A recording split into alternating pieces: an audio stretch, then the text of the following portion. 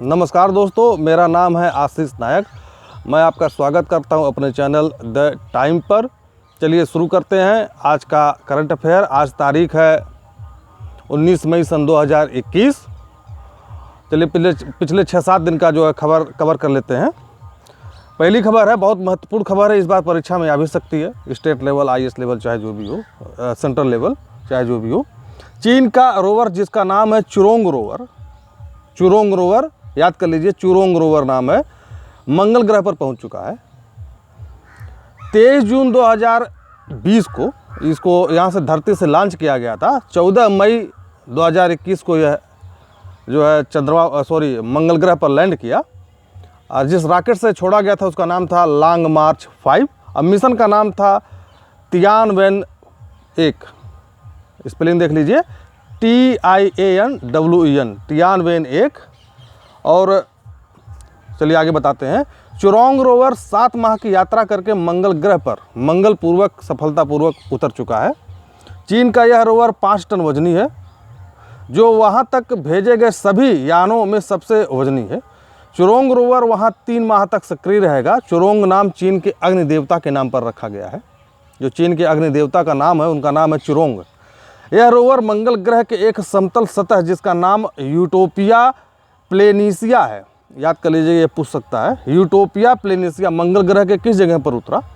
तो यूटोपिया प्लेनिसिया पर उतरा है, जो मंगल ग्रह के उत्तरी गोलार्ध का हिस्सा है। यह रोवर मंगल ग्रह के अंदरूनी सतह की पड़ताल व पानी खोजेगा और वहां की चट्टानों में मौजूद खनिजों का पता लगाएगा। चीन मंगल ग्रह पर सॉफ्ट लैंडिंग करने में तीसरा देश बन चुका है। इसके पहले अमेरिका और रसिया कर चुके हैं, ठीक है। अब इसका टोटल वजन था 5 टन। ऑर्बिटर का वजन था 3175 किलोग्राम। और जो रोवर ये जो 6 पहियों वाला उतरा है उसका वजन था 250 किलोग्राम, ठीक है। यहाँ पर क्लियर कर दे रहे हैं, टोटल वजन 5 टन, ऑर्बिटर 3175 किलोग्राम, और ये जो रोवर है उसका वजन 250 किलोग्राम, 6 पहियों का था। अब मिशन का नाम था तियानवेन-1। चलिए अब बढ़ते हैं दूसरी खबर की तरफ। कोरोना के इलाज से हटाई गई प्लाज्मा थेरेपी। कोरोना के इलाज से हटाई गई प्लाज्मा थेरेपी। सरकार ने पाया कि कोरोना मरीजों के इलाज में प्लाज्मा थेरेपी गंभीर बीमारी को दूर करने और मौत के मामलों में कमी लाने में मददगार साबित नहीं हुई है। भारतीय चिकित्सा अनुसंधान परिषद ICMR की तरफ से कहा गया है कि प्लाज्मा थेरेपी गंभीर बीमारी को दूर करने और मौत के मामलों में कमी लाने की मददगार साबित नहीं हुई है।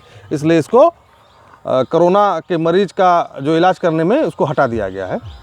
अब प्लाज्मा थेरेपी से इलाज नहीं हो पाएगा, क्योंकि प्लाज्मा थेरेपी महंगी भी है, तकरीबन 3 से 4 लाख रुपए इसका खर्चा आता है। चलिए बढ़ते हैं अपनी दूसरी खबर की तरफ। IMA के पूर्व अध्यक्ष और पद्मश्री डॉक्टर KK अग्रवाल का निधन हो गया है। इनकी उम्र 62 वर्ष थी। कोरोना से इनकी डेथ हुई है। यह वरिष्ठ हृदय रोग विशेषज्ञ थे। सर को 2010 में पद्मश्री मिला था। 2010 में पद्मश्री मिला था। इनकी मृत्यु कोरोना से हुई है। भाइयों, आप हमारे चैनल को सब्सक्राइब करिए, लाइक करिए, शेयर करिए, ताकि हमारा हौसला, हमारी कुछ करने की क्षमता बनी रहे। आपसे ही हमको सहारा मिलता है। चलिए चलते हैं अगली खबर की तरफ। जल जीवन मिशन हेतु केंद्र सरकार ने 15 राज्यों को 5,968 करोड़ रुपया जारी किया। फिर से सुन लीजिए, जल जीवन मिशन हेतु केंद्र सरकार ने 15 राज्यों को 5,968 करोड़ रुपये जारी किए हैं। जल जीवन मिशन का मुख्य उद्देश्य 2024 तक हर ग्रामीण घर में नल के माध्यम से जलापूर्ति सुनिश्चित करना है। इस हेतु सेंट्रल गवर्नमेंट ने 15 राज्यों को 5,968 करोड़ रुपए जारी किए हैं, जो इस वित्त वर्ष में जारी किए जाने वाली 4 किस्तों में से पहली किस्त है, ठीक है। 4 किस्त जारी किया जाएगा, इसमें पहली किस्त जारी कर दिया गया है। अन्य 17 राज्यों व केंद्र शासित प्रदेशों को जारी किए जाने के लिए अपने प्रस्ताव राष्ट्रीय जल जीवन मिशन को भेजने को कहा गया है, ठीक है। अन्य 17 राज्य जो हैं और केंद्र शासित प्रदेश को कहा गया कि अपना प्रस्ताव आप भेजिए। अब बारिश होने लगी है, इसलिए थोड़ा सी आवाज़ में खरखराहट है। जल जीवन मिशन के तहत 93% रकम जल आपूर्ति बुनियादी ढांचे के विकास पर, 5% समर्थन गतिविधियों और 2% राशि जल की गुणवत्ता व निगरानी पर खर्च किया जाएगा। याद कर लीजिए, फिर से मैं कह दे रहा हूँ। जल जीवन मिशन के तहत 93% रकम जल की आपूर्ति के बुनियादी ढांचे के विकास पर, 5% समर्थन गतिविधियों पर और 2% राशि जल की गुणवत्ता और निगरानी पर खर्च किया जाएगा।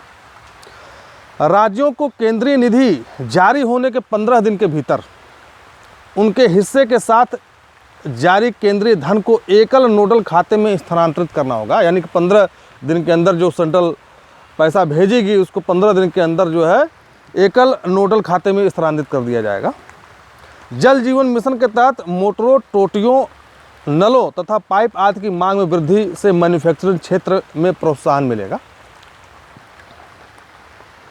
सरकार द्वारा उच्च प्राथमिकता दिए जाने के कारण जल जीवन मिशन का बजट 2021-22 में कुल बढ़कर 50,011 करोड़ रुपया हो चुका है।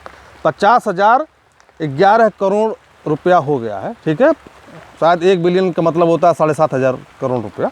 आप सोच लीजिए कितना पैसा है। 2021-22 तक घरों में नल से पानी सप्लाई सुनिश्चित करने के लिए 1 लाख करोड़ रुपए से अधिक का निवेश होने का अनुमान है। 1 लाख करोड़ रुपया अधिक, 1 लाख करोड़ से अधिक रुपया जो निवेश होगा इसमें, यह निवेश अगले 3 वर्ष तक जारी रहेगा। ठीक है ना। इस मिशन की घोषणा 15 अगस्त 2019 को पीएम मोदी ने की थी। इस मिशन के तहत कृषि में पुनः उपयोग के लिए वर्षा जल संचयन, भूमि जल पुनर्भरण और घरेलू अपशिष्ट जल के प्रबंधन हेतु स्थानीय बुनियादी ढांचे के निर्माण पर ध्यान दिया जाएगा। बारिश हो रही है, ताउते का प्रभाव है या तोकते तूफान का प्रभाव उत्तर प्रदेश में भी है, पूर्वी उत्तर प्रदेश में आ चुका है, ये देखिए। चलिए अब अगली खबर की तरफ बढ़ते हैं। दिल्ली सरकार का बड़ा फैसला, कोरोना से मरने वालों के परिवारों को मिलेगा 50,000 रुपया का मुआवजा, और जिस परिवार ने कमाऊ सदस्य खोए हैं उन्हें दिल्ली सरकार 2,500 रुपया महीना पेंशन देगी। ऐसे बच्चे जिनके माता पिता दोनों मर गए हैं कोरोना के चलते, उनको 25 साल तक पढ़ाई लिखाई भरण पोषण का खर्चा दिल्ली सरकार उठाएगी और 25 साल तक उन बच्चों को 2,500 रुपया हर महीने मदद भी देगी। एक लॉलीपॉप फेंक दिया गया है, आप लोग इसको चूसिए। चलिए अगली खबर की तरफ बढ़ते हैं। ईरान ने अपना सबसे शक्तिशाली कंप्यूटर सीमोर्ग, ये इस बार आ सकता है परीक्षा में, सीमोर्ग नाम है, SIMORGH लॉन्च किया, जो पिछले ईरानी सुपर कंप्यूटर से 100 गुना अधिक शक्तिशाली है। यह सुपर कंप्यूटर तेहरान में अमीर कबीर प्रौद्योगिकी विश्वविद्यालय द्वारा विकसित किया गया है। सीमोर्ग सुपर कंप्यूटर की प्रदर्शन क्षमता 56 टेराफ्लॉप्स है। इसे बनाने में कुल $9 मिलियन का खर्च आया है। चलिए एक दूसरी खबर भी ईरान से ही आ रही है, अभी आज ही आई है, 19 तारीख को, 19 मई 2021 को आई है। ईरान का Farzad B gas block Bharat के हाथ से निकला, करीब करीब निकल चुका है। फिर से पढ़ लीजिए, फिर से सुन लीजिए। Farzad B gas field, Farzad B gas field, B से बर्ड, ठीक है ना। ईरान का Farzad B gas field Bharat के हाथ से निकल गया है। ईरान ने भारत को बहुत बड़ा झटका दिया है। ईरान ने पर्शियन गल्फ में मौजूद Farzad B gas field Bharat से ले लिया है।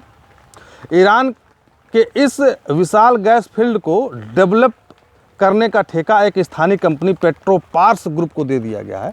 ईरान की ये कंपनी है पेट्रोपार्स ग्रुप, इसको ध्यान से पढ़िएगा आप लोग, क्योंकि आ सकता है इस बार भी, बहुत महत्वपूर्ण फैक्ट मैं बता रहा हूँ। ईरान गैस फील्ड की खोज ONGC के विदेश लिमिटेड ने की थी। विदेश जो इसका शाखा, विदेशी जो इसका ब्रांच है उसने की थी, ONGC के। ईरान ने इससे पहले चाबाहार रेलवे लिंक परियोजना के लिए भारत के $2 अरब के प्रस्ताव को खारिज कर दिया था। चाबाहार परियोजना जो रेल लिंक था उसका $2 अरब का भारत ने प्रस्ताव दिया था, इसको खारिज कर दिया था। यह सभी खबरें ईरान की सरकारी न्यूज़ सर्विस सना के माध्यम से दी गई हैं। आपसे पूछा जा सकता है सना क्या है, कहाँ की सरकारी न्यूज़ एजेंसी से, चाइना की, तेहरान, ईरान की, अफ़गानिस्तान की, तुर्की की, कहाँ की, आप इसको ध्यान से पढ़िएगा। सना नाम है, बड़ा वाला सा, बड़ा सा सना। यह सभी खबरें ईरान की सरकारी न्यूज़ सर्विस सना के माध्यम से आ रही हैं। इस गैस फील्ड से अगले 5 साल तक हर रोज़ 2.8 करोड़ क्यूबिक मीटर गैस निकाली जा सकती है।